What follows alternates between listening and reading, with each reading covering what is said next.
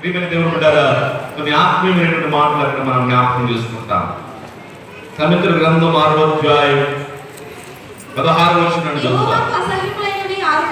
యెహోవాకు అసహ్యమైన వారు కలవు, ఏడును ఆయనకు హేయములు.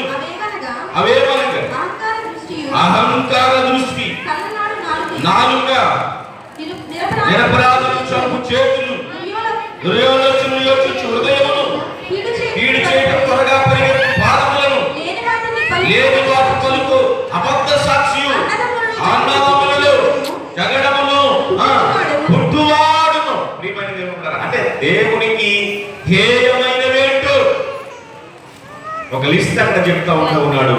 వాటిలో ప్రధానమైనది ఏంటంటే అహంకార దృష్టి.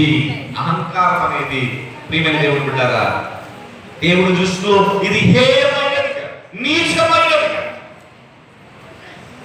మనకి కనబడతా ఉన్నటువంటి విధానాన్ని మనం జ్ఞాపకం చేసుకుంటున్న ప్రియమైనటువంటి దేవుని బిడ్డలారా, కనుక సాధ్యమైనంత మట్టుకు దీనిని మనలో ఉన్నప్పటికీ కూడా దేవుని వాక్యంలో చేత అహంకారాన్ని అణిచివేయాలి.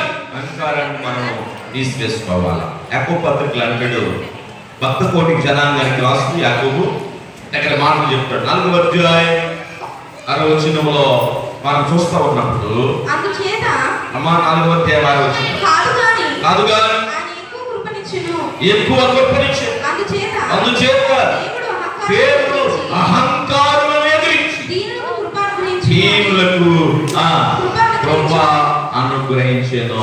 దేవుడు ఏం చేస్తాడట? అమ్మా, అహంకారులను ఎదురించి దీనులను కృప అనుగ్రహించేటువంటి దేవుడు.